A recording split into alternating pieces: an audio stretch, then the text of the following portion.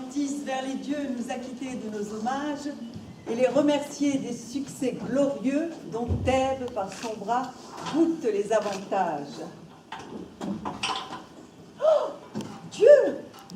Fasse le ciel qu'Amphitryon vainqueur, avec plaisir sur la revue de sa femme, et que ce jour favorable à ma flamme vous redonne à mes yeux avec le même cœur, que j'y retrouve autant d'ardeur que vous en rapporte mon âme. Quoi? De retour si tôt? Certes, mais c'est en ce jour me donner de vos feux un mauvais témoignage. Et ce quoi, sitôt de retour en ces occasions, n'est guère le langage d'un cœur bien enflammé d'amour. Ah, j'osais me flatter en moi-même que loin de vous, j'aurais trop demeuré. L'attente d'un retour ardemment désiré donne à tous les instants une longueur extrême, et l'absence de ce qu'on aime, quelque peu qu'elle dure, a toujours trop duré. Je ne vois pas. Ah non, Acmène. À son impatience, on mesure le temps de pareils états. Et vous comptez les moments de l'absence en personne qui n'aime pas. Lorsque l'on aime comme il faut, le moindre éloignement nous tue. Et ce dont on chérit la vue ne revient jamais assez tôt. Alors de votre accueil, je le confesse, se plaint ici mon amoureuse ardeur, et j'attendais de votre cœur d'autres transports de joie et de tendresse. J'ai peine à comprendre sur quoi vous fondez les discours que je vous entends faire. Et si vous vous plaignez de moi, je ne sais pas, de bonne foi, ce qu'il faut pour vous satisfaire. Hier au soir, ce me semble, à votre heureux retour, on me vit témoigner une joie assez tendre et rendre aux soins de votre amour tout ce que de mon cœur vous aviez lieu d'attendre. Est-ce que tu Comment? Comment? Ne fis-je pas éclater à vos yeux les soudains mouvements d'une entière allégresse? Et le transport d'un cœur peut-il s'expliquer mieux au retour d'un époux qu'on aime avec tendresse? Mais que me dites-vous là? Que même votre amour montra de mon accueil une joie incroyable, et que, m'ayant quitté à la pointe du jour, je ne vois pas qu'à ce soudain retour, ma surprise soit si coupable. Est-ce que du retour que j'ai précipité, un songe Acmène cette nuit dans votre âme a prévenu la vérité, et que m'ayant peut-être en dormant bien traité, votre cœur se croit vers ma flamme, assez amplement acquitté? Est-ce qu'une vapeur, par sa malignité, Amphitryon, a dans votre âme, du retour d'hier au soir, brouillé la vérité? Et que du doux accueil duquel je m'acquittai, votre cœur, prêtant à ma flamme, ravir toute l'honnêteté? Cette vapeur dont vous me régalez est un peu, ce me semble, étrange. C'est ce qu'on peut donner pour change au songe dont vous me parlez. À moins d'un songe, on ne peut pas excuser sans doute ce qu'ici votre bouche me dit. À moins d'une vapeur qui vous trouble l'esprit, on ne peut pas sauver ce que de vous j'écoute. Laissons un peu cette vapeur. Acmène. Laissons un peu ce songe, Amphitryon. Sur le sujet dont il est question, il n'est guère de jeu que trop loin l'on ne mène. Sans doute, et pour marque certaine, je commence à sentir un peu d'émotion. Est-ce donc que par là vous voulez essayer à réparer l'accueil dont je vous ai fait plainte? Est-ce donc que par cette feinte, vous désirez vous égayer? Ah, de grâce, cessons, Acmène, et parlons sérieusement. Amphitryon, c'est trop pousser l'amusement. Finissons cette raillerie. Quoi? Vous osez me soutenir en face que plutôt qu'à cette heure on m'ait ici pu voir? Quoi? Vous voulez nier avec audace que dès hier, en ces lieux, vous vîntes sur le soir? Moi, je vins hier. Sans doute. Et dès devant l'aurore, vous vous en êtes retourné.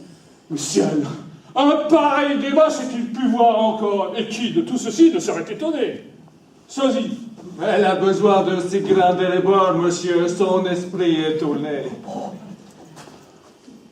Acmène. Au nom de tous les dieux, ce discours a d'étranges suites. Reprenez vos sens un peu mieux et pensez à ce que vous dites. J'y pense mûrement aussi. Et tous ceux du logis ont vu votre arrivée. J'ignore quel motif vous fait agir ainsi.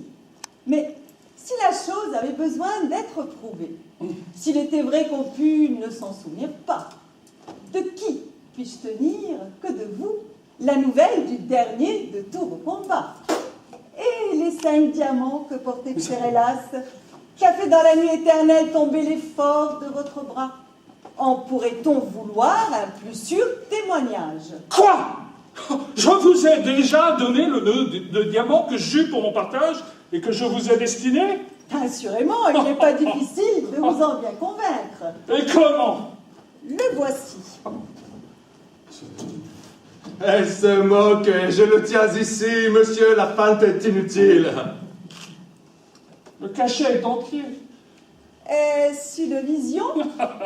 Tenez, trouverez-vous cette preuve assez forte? Oh mon Dieu! Oh ciel!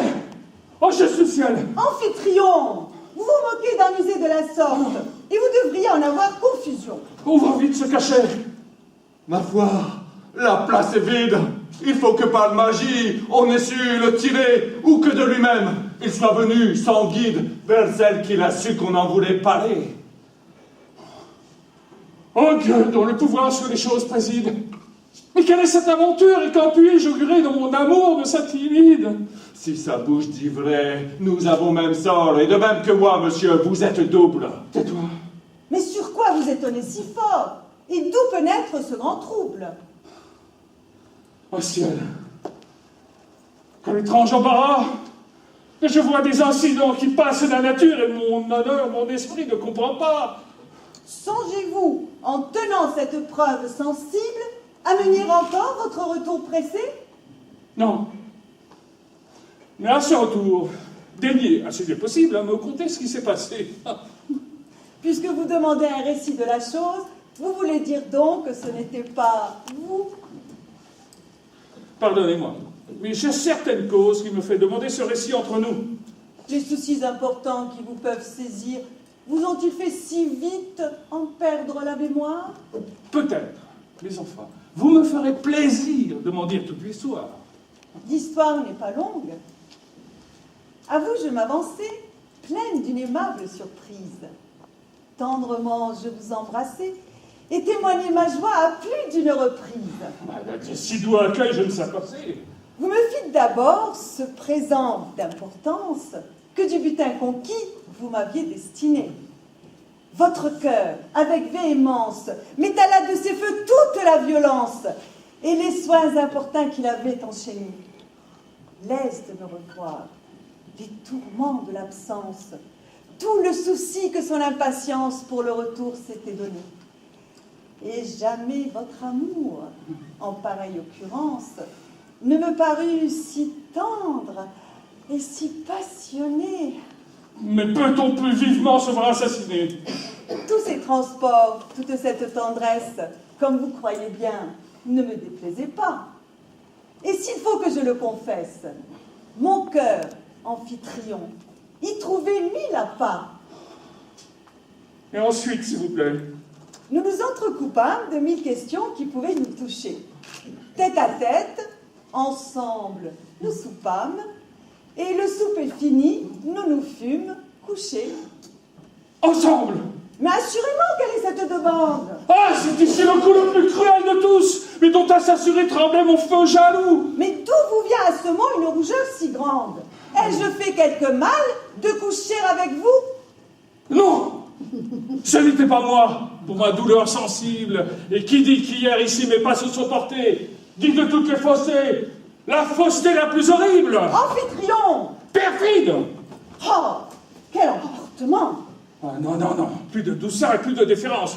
Ce revers vient à bout de toute ma conscience, et mon cœur ne respire en ce fatal moment. Et que fureur et que vengeance! Et de qui donc vous vengez? Et quel manque de foi vous fait ici me traiter de coupable? Je ne sais pas, mais ce n'était pas moi, et c'est un désespoir qui de tout rend capable.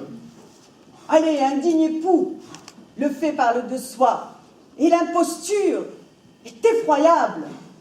C'est trop me pousser là-dessus, et d'infidélité me voir trop condamnée. Si vous cherchez, dans ces transports confus, un prétexte à briser les nœuds d'un hyménée qui me tient à vous enchaîner, tous ces détours sont superflus, et me voilà déterminée à souffrir qu'en ce jour, nos liens soient rompus.